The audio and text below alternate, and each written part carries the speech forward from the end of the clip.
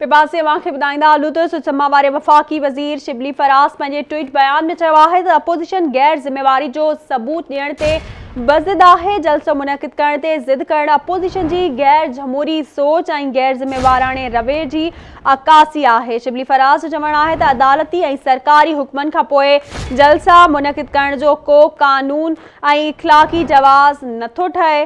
ज़ाती मफ़ाद लाइ अवाम जी सिहत ऐं ज़िंदगियुनि सां खेॾणु सभ खां वॾी ख़ुदगर्ज़ी आहे। असांखे अपडेट कंदा हलूं। अहम ख़बर आहे त वफ़ाक़ी वज़ीर शिबली फराज़ पंहिंजे ट्वीट बयान में चयो आहे त जलसो मुनक़िद करण ते ज़िद करण अपोज़िशन जी गैर जमहूरी सोच ऐं गैर ज़िम्मेवारे वारे रवैये जी अक्कासी आहे। अदालती ऐं सरकारी हुक्मनि खां पोइ जलसा मुनक़िद करण जो को कानूनी ऐं इख़लाक़ी जवाज़ नथो ठहे। ज़ाती मफ़ाद लाइ अवाम जी सिहत ऐं ज़िंदगियुनि सां खेॾणु सभ खां वॾी ख़ुदगर्ज़ी आहे।